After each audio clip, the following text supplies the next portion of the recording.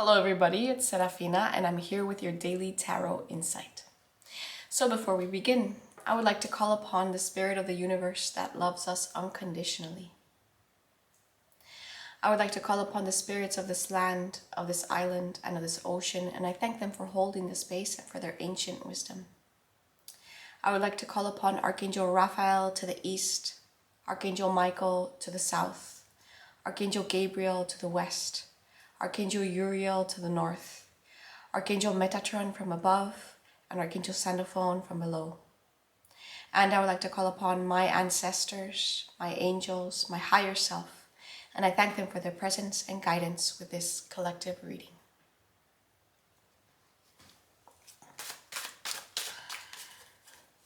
Okay, so if you're watching this on Thursday, Venus is squaring Pluto.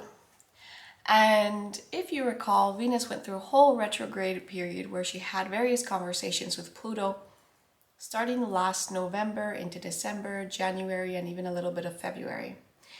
And so that means that, she was conjuncting Pluto, and so then now she's traveled enough, and now what she's doing is a square to Pluto. So that means that any subjects related to Venus, which is keeping things in harmony, beauty, love, art,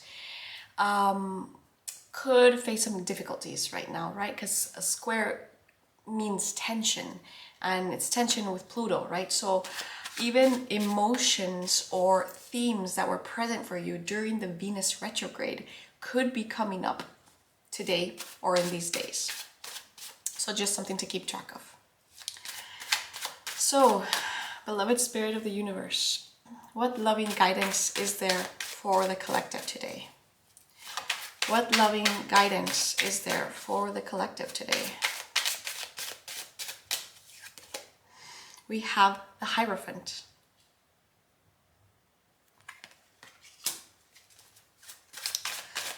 What further guidance is there for the collective today?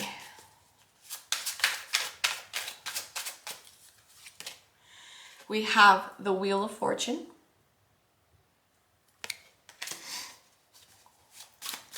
What further guidance is there for the collective today? Whoop. We have Judgment.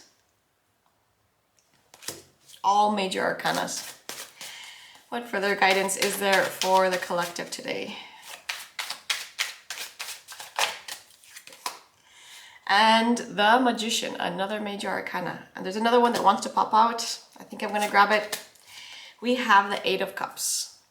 Okay, that's a lot of energy. Okay, so to complement, let's choose from this Moonology. What further guidance is there for the collective today?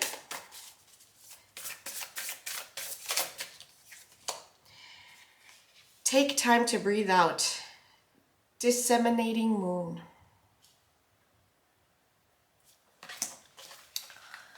And I feel like picking from this Twin Flame Oracle.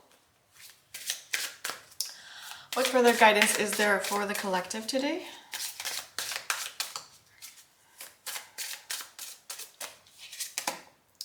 Ten Reunion, reconciling differences.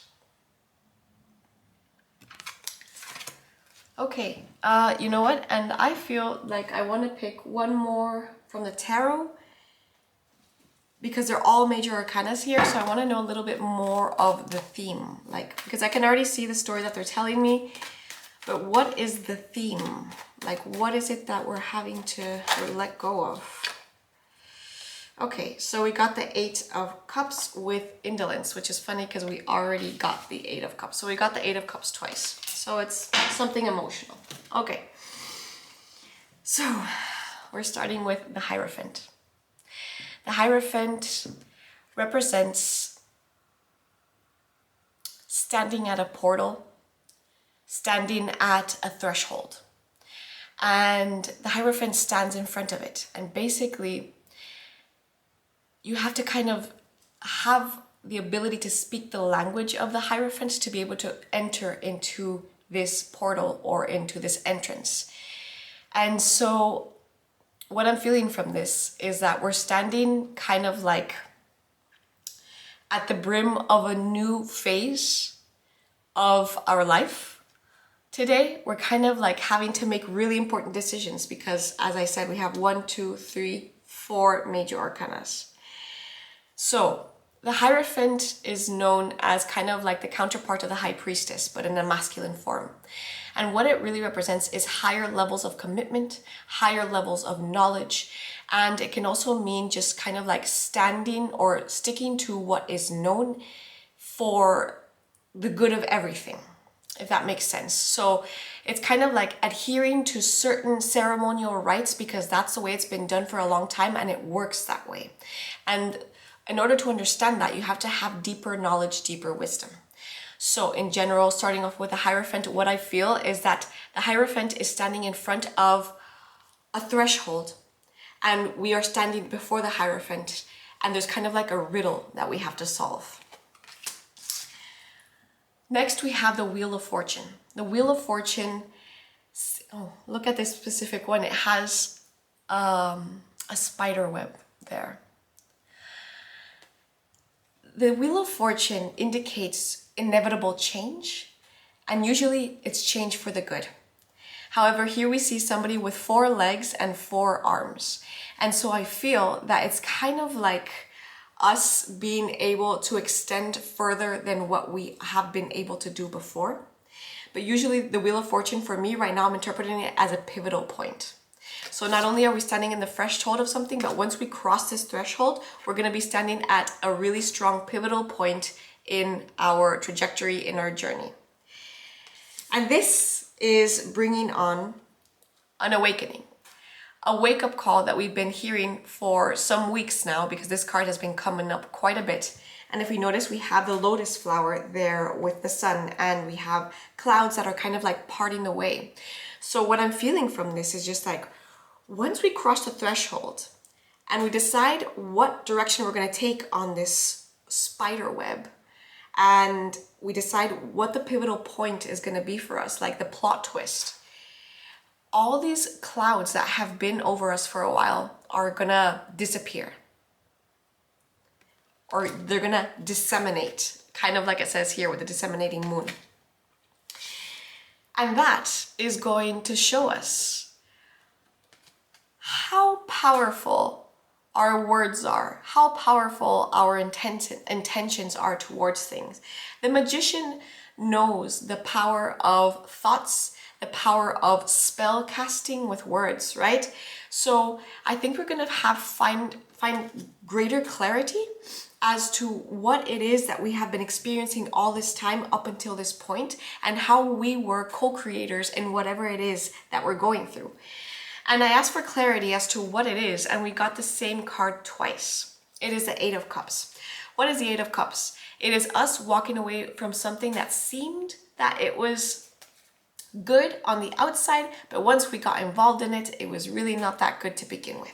So in the other decks, as I mentioned, like this moon usually comes out as an eclipsed moon. So these themes could very well be related to what has been happening over the last month with the eclipse. So it's just these themes that keep on coming up for us.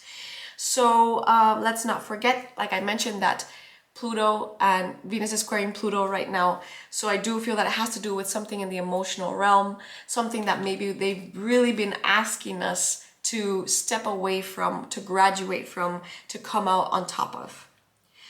So I want to read from this specific one of the twin flames. Here it is. Reuniting with your other half requires personal mastery for each partner. Both twin flames have to become unified individual souls that are whole before a healthy relationship can be established. The fastest way to reunion is to find balance within. This will shift the energetic polarities between both, which must be accomplished before alignment is possible. Just like in any relationship, you have to reconcile differences and heal past wounds. Both twin flames must release ego, practice patience, develop compassion, learn to forgive, find acceptance, and love unconditionally. Doing so helps you both find peace in the process of healing together. Sun twin flame relationships are romantic in nature, while others are for personal growth or to accomplish a joint mission. This card serves as a reminder that the purpose of your twin flame journey is to help you align with the best version of yourself. So remain open, willing, and accepting of where your path leads. Don't worry, wander, or wait. If you stay the course, you will align with the divine love for yourself and attract your highest divine partner for this lifetime.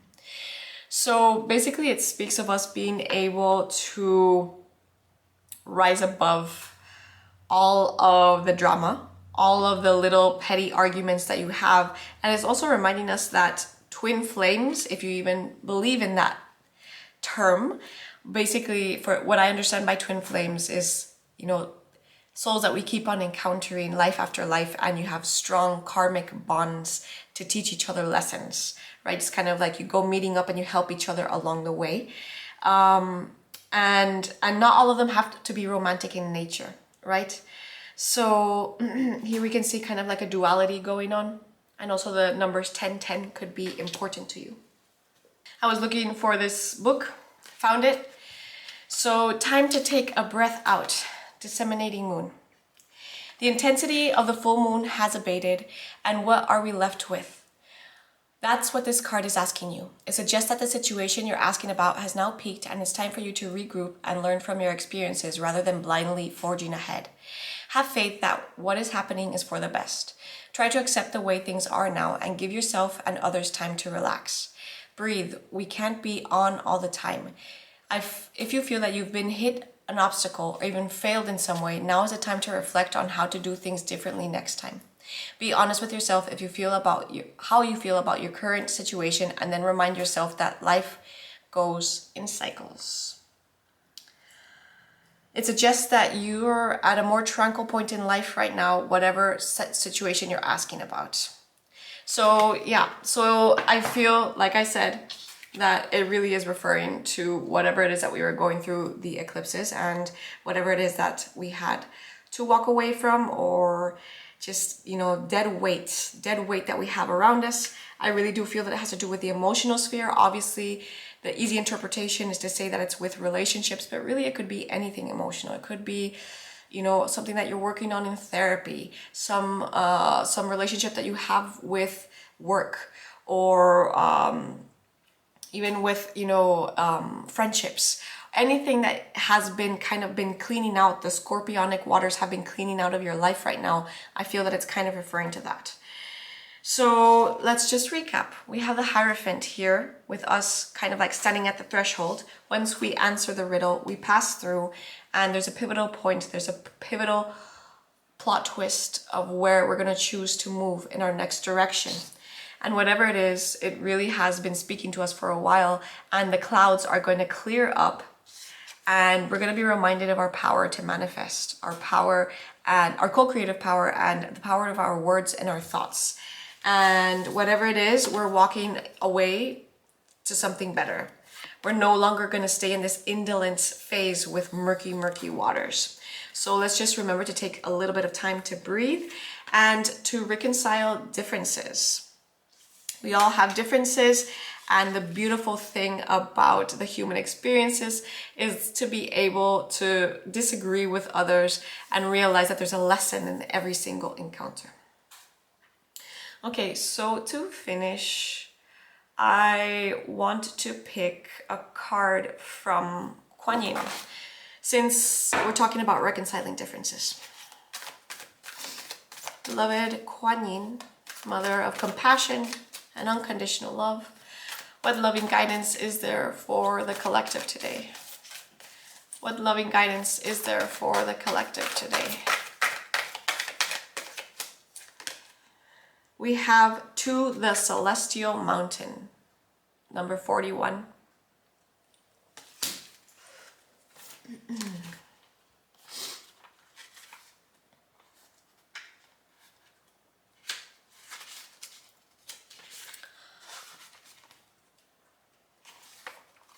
There are times when divine energy is needed to help us achieve our spiritual goals.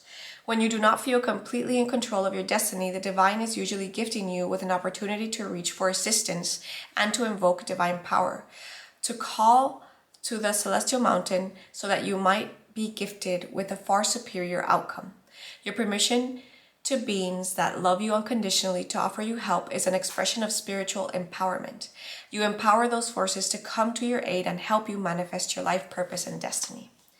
You are being asked to empower the divine to help you, to call to the celestial mountain within your own heart, to reach out and allow the divine to assist your current life unfoldment. Do not believe that asking for help means that you will grow weak or dependent or not grow spiritually. Make sure that you empower those beings who genuinely love you unconditionally.